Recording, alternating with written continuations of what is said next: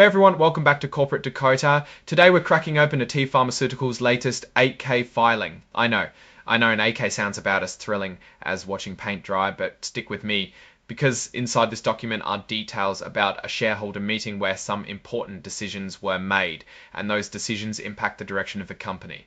It's like knowing what's really going on behind the scenes instead of just seeing the final product. So let's find out some juicy business facts. Before we dive in, if you appreciate getting these straight insights from corporate documents, make sure you're subscribed. We also have a Discord community linked in the description below for even deeper discussions. A Discord community linked in the description below for even deeper discussions. Fourth, a thrilling dive in porthier getting these straight insights from corporate documents. Make sure you're subscribed.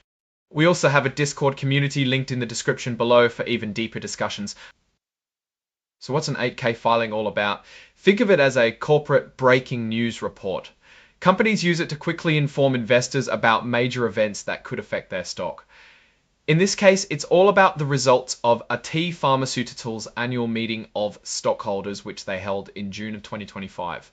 This meeting is where shareholders get to vote on important company matters like electing board members and approving certain key decisions. First off, let's talk attendance. At the meeting, holders of nearly 75 million shares showed up, either in person or by proxy. That's a sizable chunk, about 87.6% of all the company's stock. When such a huge percentage of ownership turns out, it tells you these stockholders are involved and pretty serious about where Atea is heading. Now, what did they actually vote on? The first big item was electing 3 Class 2 directors to the board. These directors will serve until the 2028 meeting. Basically, these are people who will help guide the company's strategy and oversee its operations. The document shows how the votes broke down. Bruno Lucidi got roughly 46 million votes for, with about 12.6 million withholding their support. Polly Murphy received 41.2 million votes for, compared to approximately 18 million withhold votes. And Bruce Polsky got about 46.6 million for and 12.6 million for and 12.6 million withhold. Withhold isn't exactly a no vote, but it's a way for shareholders to express their dissatisfaction without directly opposing the nominee. Since all three received significantly more for votes than withhold votes, they were all elected. Next up was a vote to ratify the appointment of KPMG as the company's independent accounting firm for the year.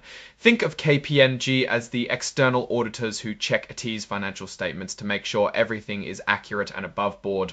Here, the vote was overwhelmingly in favour. Atea received almost 74 million votes for, less than 1.2 million votes against, and a tiny number of abstentions. This is pretty standard, as companies usually get their choice of auditor approved. The last proposal was an advisory vote on the compensation of Atea's top executives.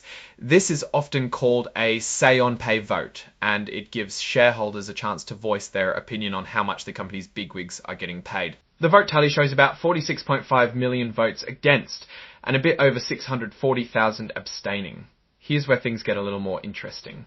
While the proposal still passed, the level of opposition is noteworthy.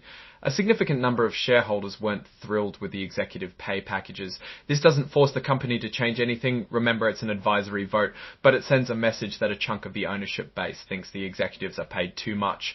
Based on all these numbers, the company tells us that Bruno Lucidi, Polly Murphy and Bruce Polsky got elected as Class 2 directors. Also, Proposals 2 and 3 were approved, although we know that the Proposal 3 approval wasn't very popular at all. Now let's step back and look at the bigger picture. This 8K filing, while maybe not super exciting on the surface, gives us a peek into the relationship between Atea Pharmaceuticals and its shareholders. The election of the directors is critical as it determines the leadership and direction of the company for the coming years. These are the people who will be making key decisions about strategy, investments and operations. The easy approval of KPMG likely means that the company is handling the accounting in good order and that the books are in good shape. The close call with the executive compensation, however, could be a sign of more serious disagreement between the management and the shareholders, which the business needs to address. Otherwise, it could become a liability. Atea Pharmaceuticals overall seems to be in a stable position with solid shareholder engagement. The company needs to listen to shareholder concerns about executive pay.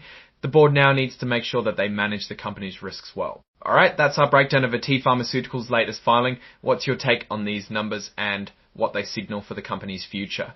Drop your thoughts in the comments. If this analysis was valuable, hitting that like button really helps. And subscribe for more deep dives. Don't forget to check out the Discord in the description. Thanks for watching. See you next time.